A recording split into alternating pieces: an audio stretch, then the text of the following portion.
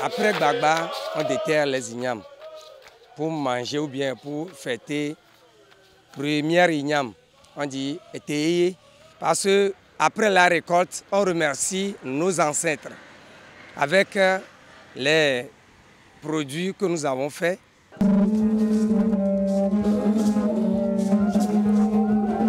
Les moissons marquent la fin d'un cycle agricole, ce qui équivaut à une nouvelle année chez les Evé d'Ago. C'est le moment privilégié pour la sortie du tam-tam sacré Gbagba.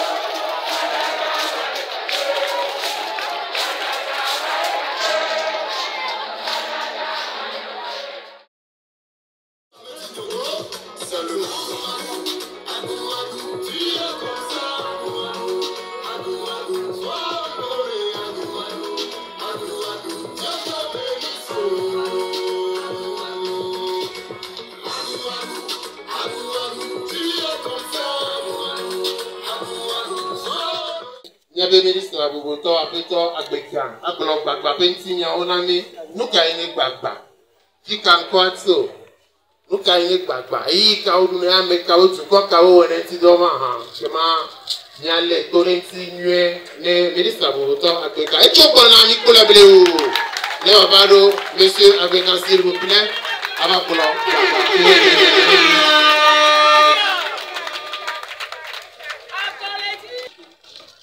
Honorable autorité ici présente, monsieur le préfet Dagou,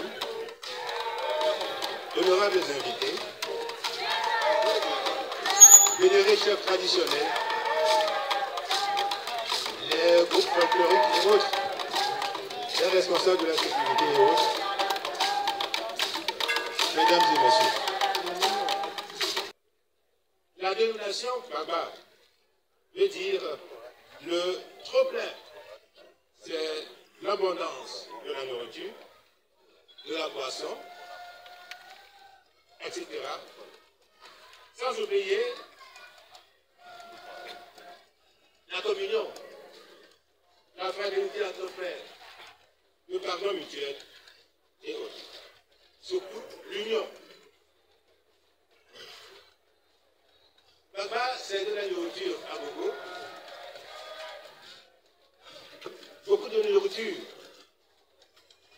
du bon foufou, à base de la vieille igname, de l'ancienne igname, parce qu'il est interdit de manger la nouvelle igname à ce moment.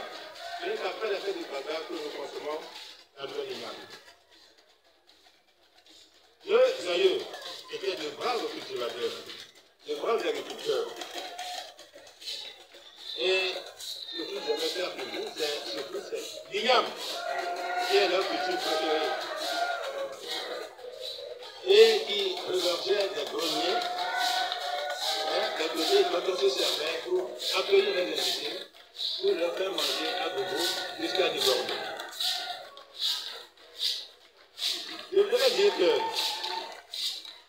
avant de manger la nouvelle igname, il faudra que des divinités telles que Edji, Yano, Edji, qui fait allusion au soleil, Yano qui fait allusion à la terre nourricière et autres, et ce n'est qu'après que les populations pourraient goûter la nouvelle igname. Baba a connu ses débuts vers l'année 1723. 1723, dans la grande muraille à Gogo, à Montien, une muraille qui elle-même a été construite en 1690.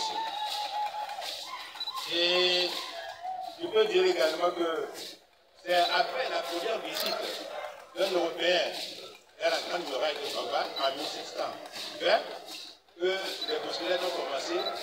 Les gens voulaient, parce qu'il y avait trop plein dans la muraille, les gens voulaient partir.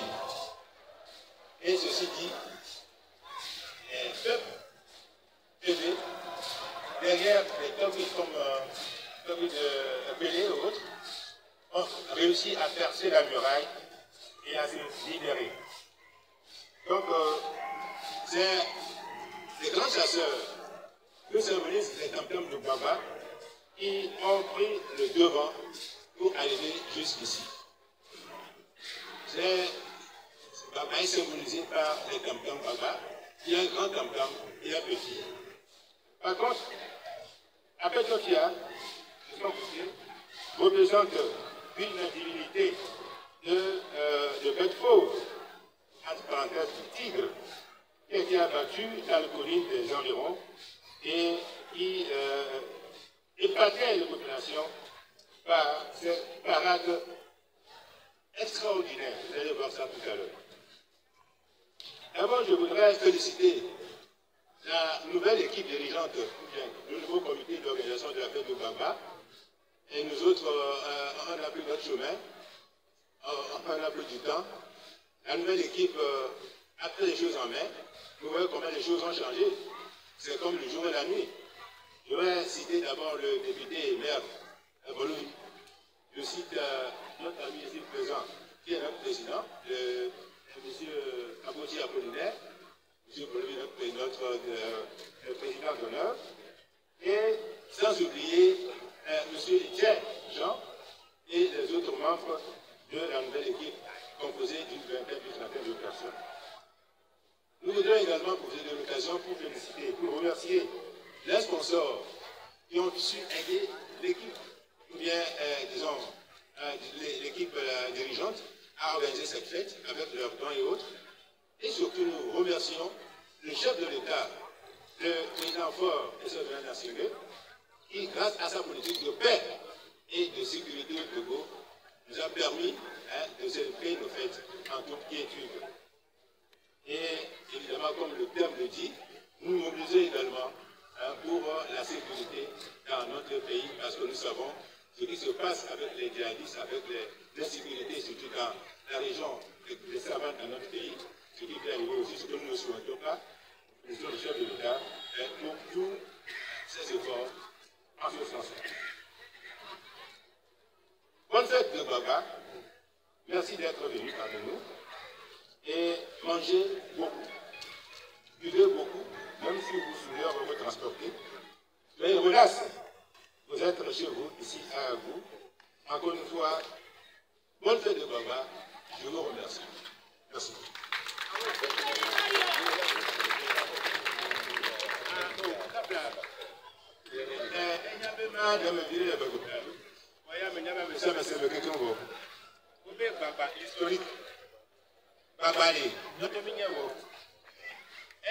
Elle est super. Amérique Blanc, population à l'eau, du Concho, Béti, Kakarabado, après Picolia. Et il y avait Baba, du bois, comme on dit, et il va de Fia. Il y a de la granette, il doit Babana. Et bon. On est au Mianassi, à Mocho à gauche, à droite, il y a de Ciment, il va de l'anneau, et moi, et il y a un support. Quoi? Ma grové, Baba, mais à nous, de la pays, et Coco est connu d'Una. Et il y a non, alors, il y avait nous, c'est nous, et Togo et Chi, et il y a non, Aniba, et Djéniendo, pour le matin, on va prendre un fille, il y a population et bien. Et Baba là, il y a Baba Zainouna, et n'a il est une vêtue. Donc Baba est une espèce à Bélagan, au plan du Concho, et Montien, c'est comme un collège. Et wow, nous voilà. Et avec toi, il y a l'intérêt du tigre. Et il y a pauvre fille, elle a la cause, tirer les tanniers, j'ai dit les tanniers. Alors, il y a un plein de nuit. Et soit j'ai été où on a tapé, alors soit d'abord, il y a des gens, comme il y a des gens, il y a des gens, il y a des gens, on a donné, il y a des mots, il y a un peu de fia. Quand vous n'avez pas, vous n'avez pas de vous. Bon, je crois qu'on demande aux agressifs, à deux de la bouche, il y a des cas de vous, les cas, les cas de les cas, l'ancien, les cas, l'agit. Et même le livre me blâme de rien voir. Tout comme petit tour de il y avait un bégoua, il y a quelques blâmes. Il y a un demain, il y a quelques blâmes. Il y a c'est une petite nuit, il y a un gars, après, il y a après, merci.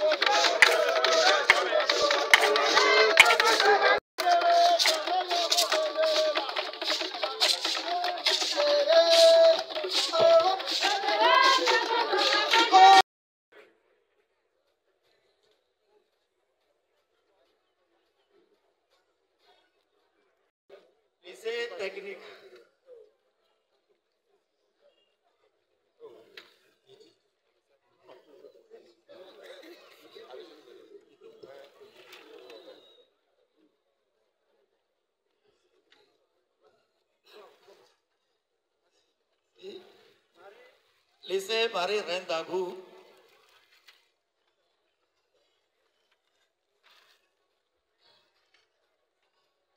CG Agouga, merci. CG Agouga. CG Apengame, merci. Apengame.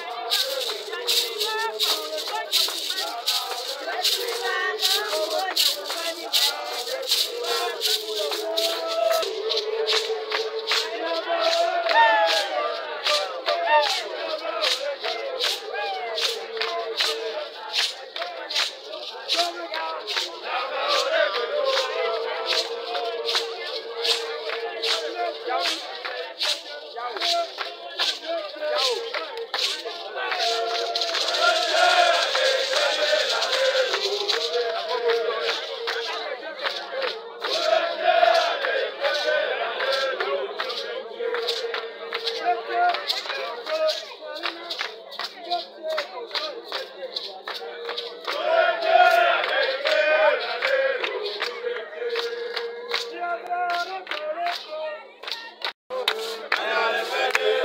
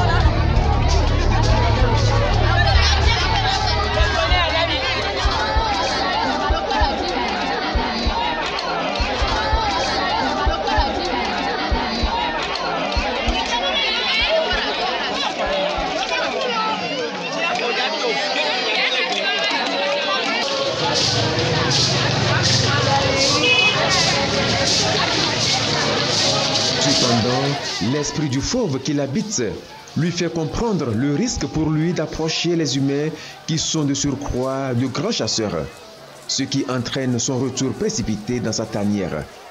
Les différents cortèges et les rituels qui vont avec créent une ambiance de carnaval gigantesque, une aubaine pour le tourisme.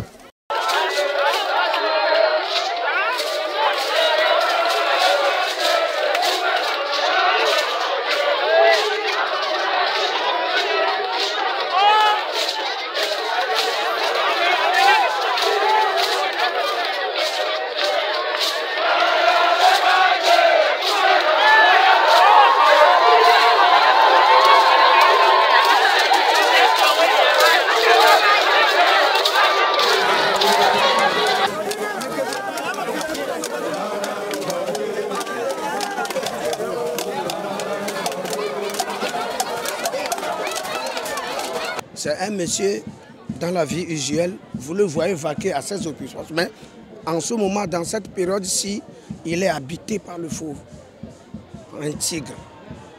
Il était un grand chasseur, il a tué l'animal. Mais au jour d'aujourd'hui, chaque fois que les gens viennent visiter l'arbre séculaire pour entendre résonner le tam-tam sacré, lui aussi, il a envie de faire partie de ce monde-là. Cependant, l'esprit du fauve qui l'habite lui fait comprendre le risque pour lui d'approcher les humains qui sont de surcroît de grands chasseurs, ce qui entraîne son retour précipité dans sa tanière.